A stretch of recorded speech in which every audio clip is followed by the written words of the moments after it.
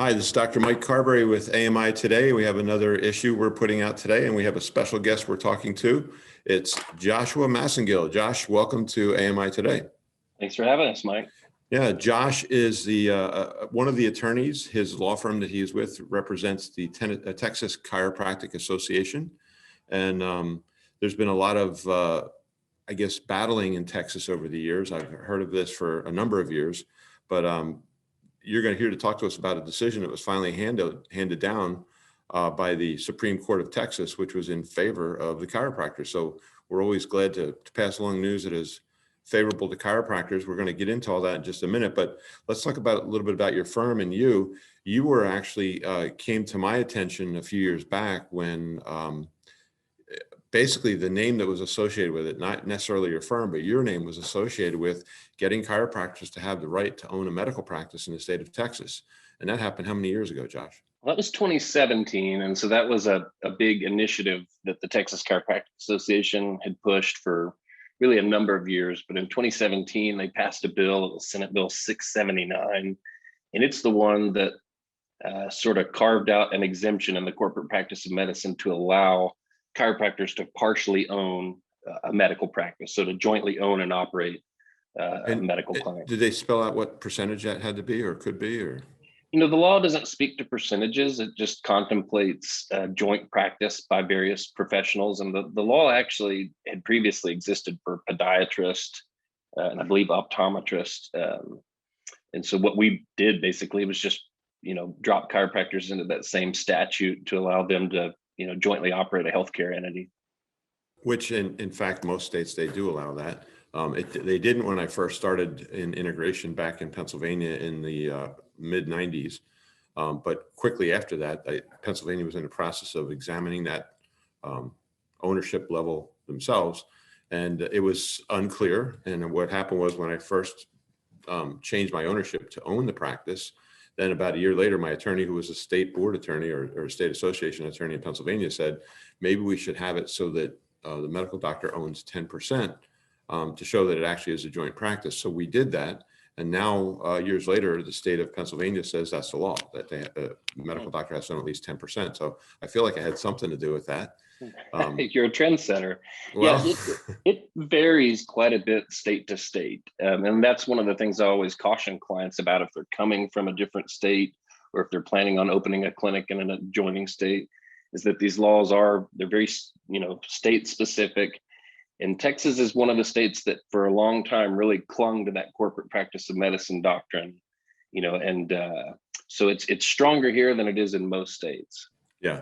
Well, I know the Texas Medical Board is apparently a very strong medical board, but maybe not right now, but we'll talk about that. But so, the thing when that happened in 2017, I know that chiropractors could run a medical practice as long as they didn't practice medicine, which was what we always stressed, that they were not violating the Corporate Practice Medicine Act by telling the practitioners, the medical practitioners, how to diagnose or how to treat, but by offering a venue, and they would be in a management role situation because they couldn't own.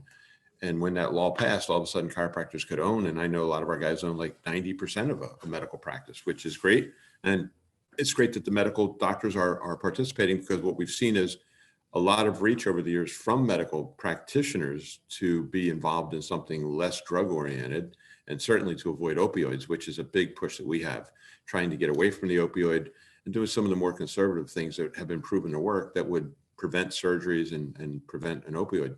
So that was a really good thing that you brought to the table. And that's how I first met you.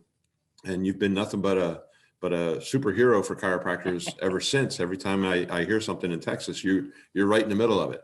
So it's good to have you on our show. What is the name of your firm, by the way? Massingill Attorneys and Counselors at Law. There you go. And you're in Dallas or in Austin? We're actually in the Austin area. Yeah. Okay, got it. But you have clients all over the state? Yeah, we service clients all over Texas. Okay, good. All right. So then what happened was, you said about 15 years ago, the Texas Medical Association, TMA? Mm-hmm. Yeah, the trade group, TMA. Actually started a little turf war against chiropractors and what their scope could be.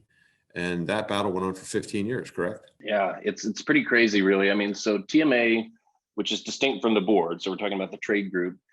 They're very litigious, and suing licensing boards is sort of a hobby of theirs.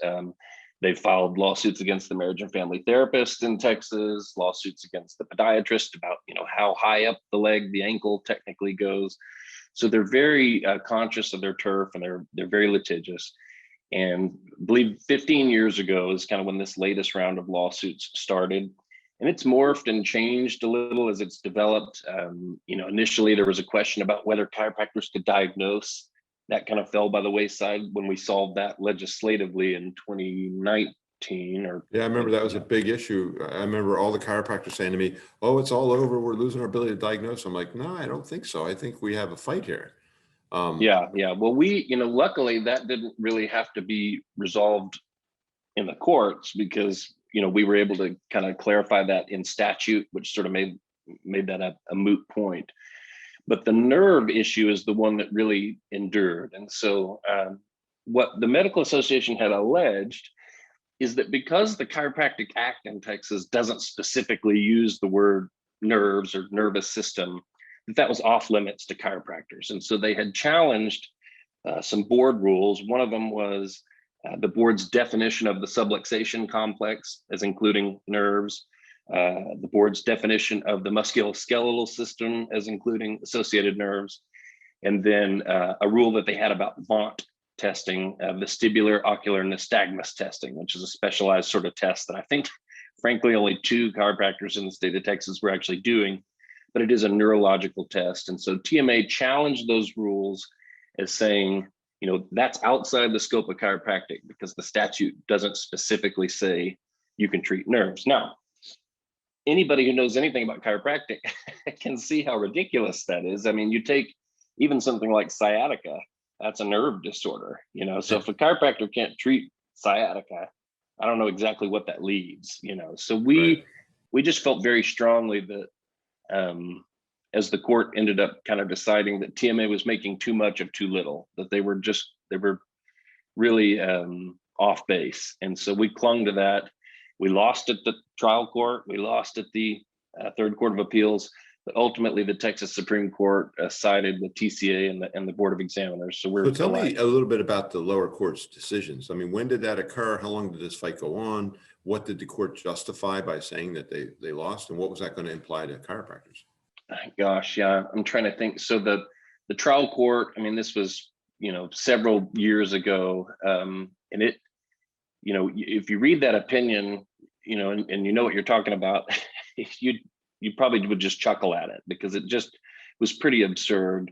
Similarly, the Third Court of Appeals ruling, I mean, it was riddled with typos, and it did not, we felt, did not really reflect the reality of what chiropractic was. But the danger was, of course, that if a chiropractor can't treat any nerve disorder, what would that leave? So most of the CPT codes, for example, that chiropractors bill when they bill insurance are listed, by the AMA, no less, as codes that are, affect neurophysiological function. And, it talks about, even the AMA recognizes sort of a neuro component to what chiropractors are doing. And so it seemed to me that part of what was going on was an attack on chiropractors' ability to bill insurance. And that's similar to what we'd seen in the diagnosis battle. If you can't diagnose, you can't bill insurance. That's right. And so I think it was less about sort of an academic exercise about where chiropractic begins and ends, and more about just a wholesale attack on the profession, on your ability to bill insurance and kind of do what you do on a daily basis. So would you say that this whole fight, it was the same lawsuit, including the diagnosis thing and the scope of practice, or are these separate lawsuits? Or well, there were separate lawsuits. Ultimately, ended up just being sort of one lawsuit at the Supreme Court that we were fighting. And when was that decided? Oh gosh, maybe a month ago. Yeah, okay, that's so when this the is decision. Yeah, it's very fresh. Yeah. So basically the win is we get to keep doing things the way we were, or there's nothing new that we can do now. Well, I don't know that there's anything new, but it definitely preserves the status quo. I mean,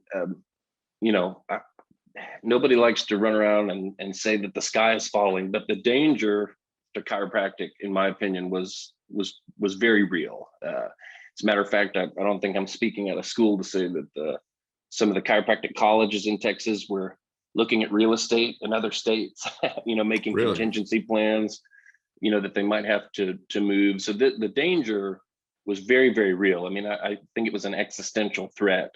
And I think now it's been completely neutralized. I mean, really, our attorneys have analyzed everything, and we just don't see any way that TMA could make this argument about nerves again. We think that issue is definitively settled. When did this actually go over to the Texas Court of Appeals, or the Supreme Court of Texas, actually?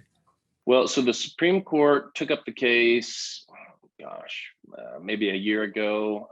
They heard the case in, I want to say maybe September of last year.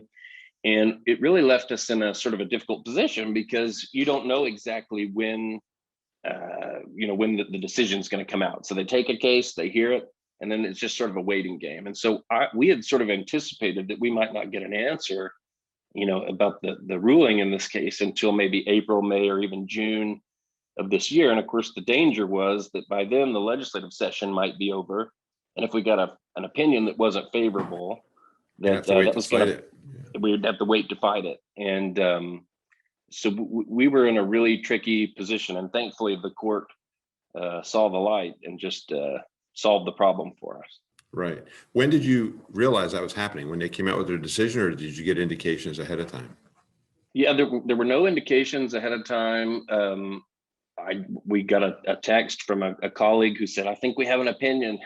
And I was holding my phone, and my hands were literally trembling as I was trying to look up the opinion to see, I'm scrolling to the end to see, what the decision was. And then you read it and you're like, okay, and let me read this again to make sure it says what I think it says. Yeah. But it was just a fantastic day for chiropractic. And, you think about how long this has been going on, a decade and a half. I mean, there are people that have been in practice in Texas for 15 years. And the entire time they've been in practice, this has been hanging over their head. Right. So to have this resolved definitively, man, it's a good day. So let me ask you some questions about the Texas Medical Association and the difference between them and the board. So the medical board, I was under the impression that the chiropractic board falls under the medical board in the state of Texas. Is that accurate, or is that not accurate? No, that's not accurate. Some states have like a unified board structure. I mean, every state kind of does it differently. In Texas, we have separate medical boards. We have a chiropractic board.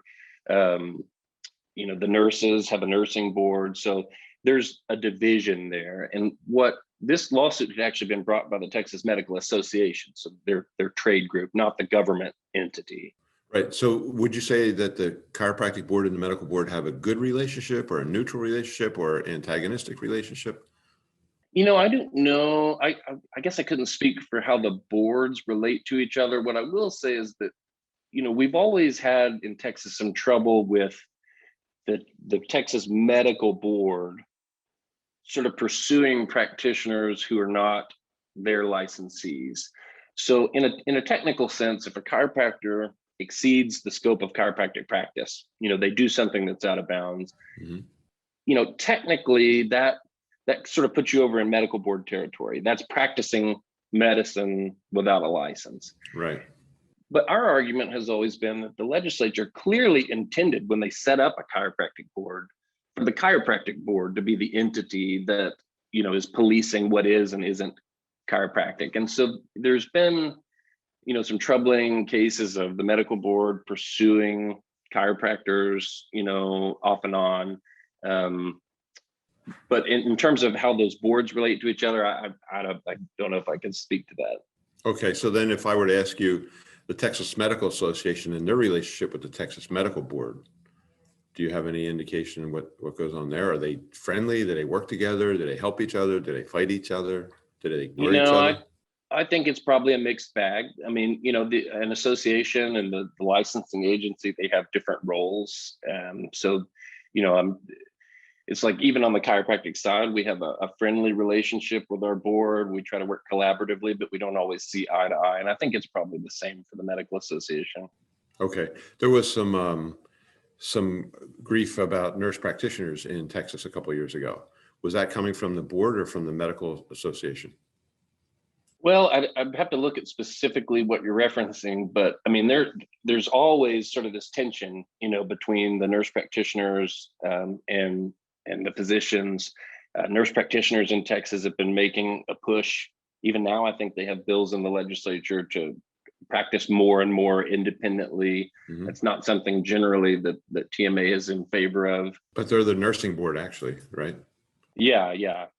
I Okay. mean, yeah. So the nursing board governs obviously the nurse practitioners, and they don't always interpret the rules the same way that the medical board does. So we see some.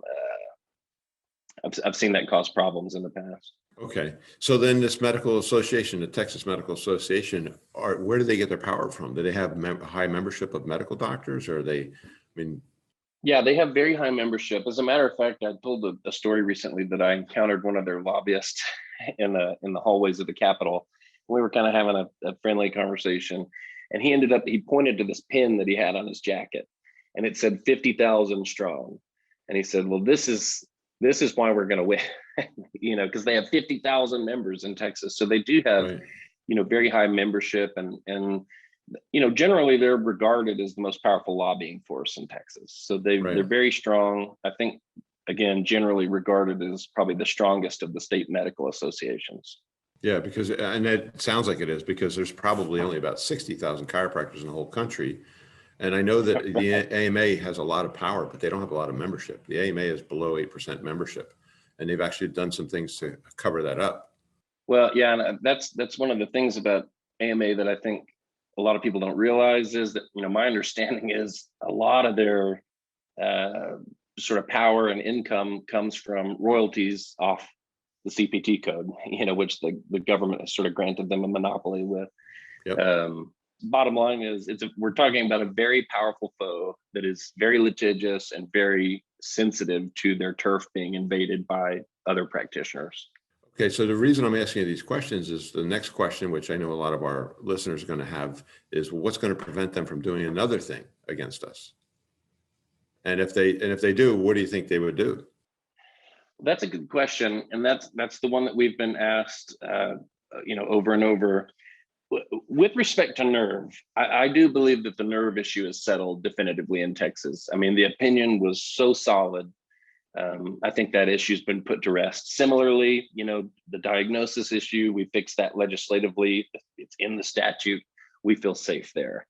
What the next thing will be, I don't know. I couldn't tell you, but we do expect something else. I mean, they're not going to give up overnight on this. Chiropractors, because you treat the whole body, and because you have direct access to patients, you don't need a referral. Chiropractors are a unique market threat to physicians, and so we're always going to be sort of the target of TMA. Yeah, I know around the country, there's been a great drop off of physicians in the profession. Like right now, if you talk to most medical schools, they can't get enough students to join as a family practitioner or internal medicine doctor. And Sure. there's government subsidies for people who decide to do that. And then I know my nephew just graduated from medical school in Florida, and he said that there was a lot of warnings from the professors not to join the AMA because it really represented the interests of the drug companies and the insurance companies. And so he said none of his classmates joined. They actually resisted the bribes and the gift cards they were giving The them, free and pizza. the parties they were throwing them. Exactly. He said that's what they were doing. So apparently Texas has a different following. If they have 50,000 strong, what are they doing? I mean, how do all the doctors in Texas not like chiropractors? Or No, as a matter of fact, I think I don't see that at all. I think that membership probably just has to do with some of the ancillary benefits that come with that, malpractice insurance discounts and things like that. The profession just has a long history of membership in their state association. But the funny thing about these fights between TMA and the board of examiners is that they really are sort of this peculiar thing that exists in Austin and that people outside of the state capital really don't care about. So, I mean, my clients that, operate integrated practices, they obviously are collaborating with physicians on a daily basis. I mean, basically every chiropractor I know has a friendly referral relationship with physicians in their area. So I don't think the problem isn't physicians, right? The problem is a very litigious state association that I think takes unreasonable stances on some of these issues and, frankly, abuses their power.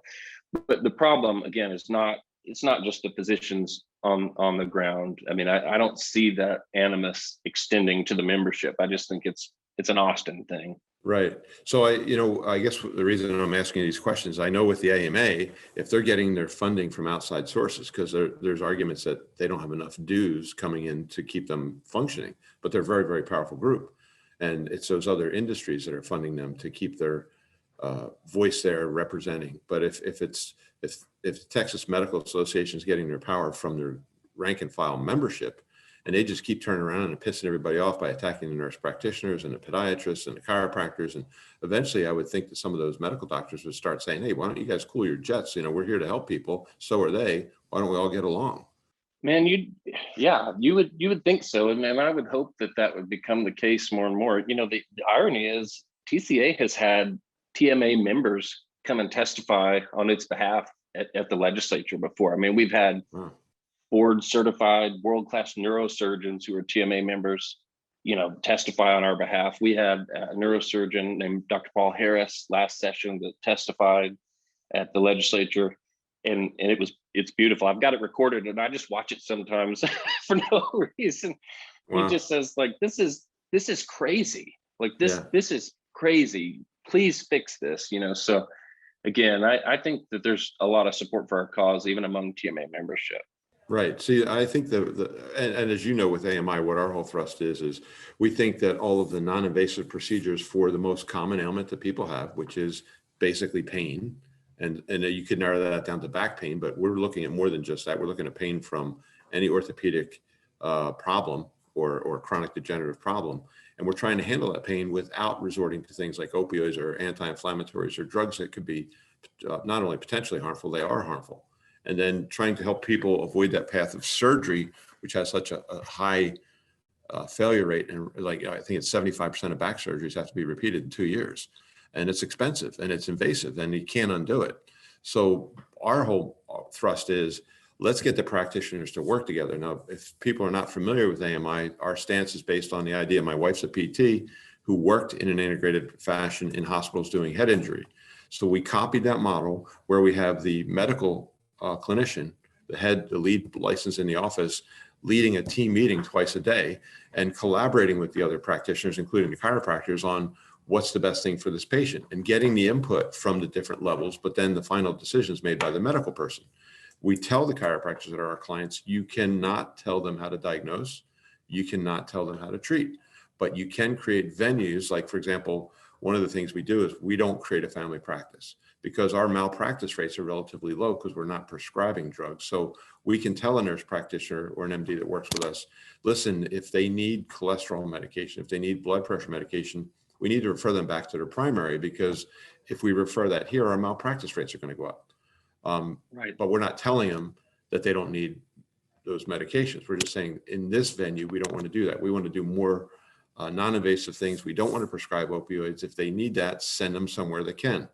But what we're going to do is we're going to do very benign injections with lidocaine, procaine, the stuff that Janet Travell did with John F. Kennedy back in the 60s that worked extremely well. And we're going to do bracing if somebody needs it. We're going to do rehab if somebody needs a chiropractic, and most people do need it. Well, most people coming in and have pain benefit from chiropractic. So these patients are getting that in a medical setting. And the beauty of the model is, well, first of all, it's perfectly consistent with the law here in Texas. I mean, the act that says that you can, a chiropractor can own part of a medical practice, it clearly says you have to stay in your own lane. I mean, you can't dictate the treatment decisions of another professional. So stay in your lane. But, the chiropractic board has rules that say that a chiropractor must refer out if they see a problem that sort of is outside the bounds of chiropractic, they have an affirmative duty to help, get that patient where they need to go. Well, that's a lot easier if the person they need to see is in the office next door, so Right. it's a beautiful model. And just to give you a metaphor from the legal world, if I've got a client that has a particularly complex legal problem that we're trying to solve, I almost always insist, let's all get on a call. Bring your CPA, bring your business advisor, put me on there, and let's collaborate to try to figure this out. Because if you don't do that, then the client is in this really difficult position where they're trying to play telephone and translate what the CPA told them to me, and it's a mess. And I think that metaphor sort of translates kind of over to what you guys are doing. When you have that sort of collaboration, what you end up with is more than the sum of its parts. Exactly. I was training some of our coaches last night, and I said, they were asking me, well, what tools do we use to get these patients well? So we listed them out, and I said, you list them out for me. And I listed them all out, and I wrote them on the board as they told them to me. And basically I said, the beauty of this is not any one of these tools, because the question was, which is the most important tool? And I go, the most important tool is the one they need the most. Every patient is different, and you have to evaluate every case based on what they're presenting. But I said, but the fact that we have them all in one place and they can be utilized in tangent as necessary is what makes it worth more than the sum of its parts. So we've seen that. My wife and I have been doing this for 25 years and have seen cases respond that we never thought would respond. And it's just a beautiful model. And is it going to replace every surgery? No, but will it cut down on a lot of surgeries? Yes. And not just back surgeries, because we're now looking at people that are dealing with knee problems, and there's a lot we can do with that, with hyaluronic acid and lidocaine or procaine injections, which just by itself, putting fluid in the joint can break adhesions and give you a window of opportunity to rehabilitate that joint. And then you combine that with the chiropractic, with the balancing of the pelvis. Maybe if they have a degenerated knee on the medial side, they can have an offloading brace to give them pain relief without drugs.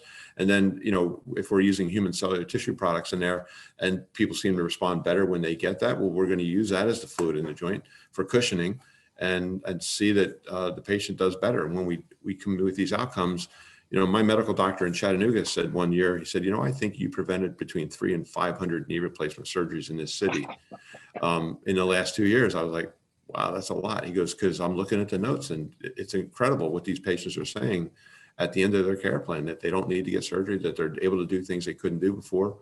And that's what it's all about. Working together is always more beneficial than working against each other. It's a shame when I hear of a group like the Texas Medical Association just coming back with thing after thing after thing after thing, instead of saying, hey, why don't we work together and get the patient, which is the reason we're all here anyway. Let's get the patient better, instead of let's have a big turf war so nobody steps on our turf. Right. It's not about the turf, it's about the patient. Well, and frankly, that's just one of the reasons that I've always just been very proud to work with TCA, is that they are an association that is patient focused, and that manifests itself in a number of ways. But when I like to believe that when we walk in on their behalf and are talking to members of the legislature and things like that, that they understand that we're there to do what's best for Texans and patients in Texas, and not just, chiropractors' pocketbooks. Yeah, I agree. So Josh, it was a real pleasure having you on today. If somebody says, hey, that's an attorney I want to work with, how do they get a hold of you?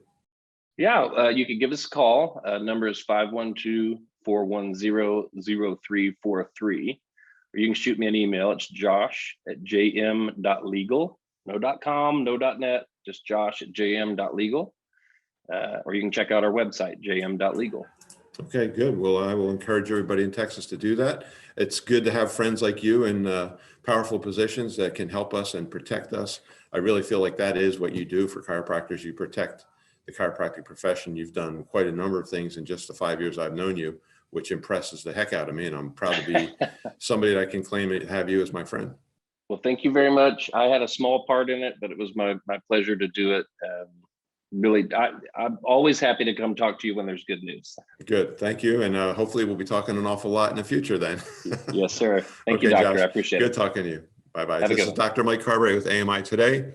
Thanks for listening. We'll see you next time.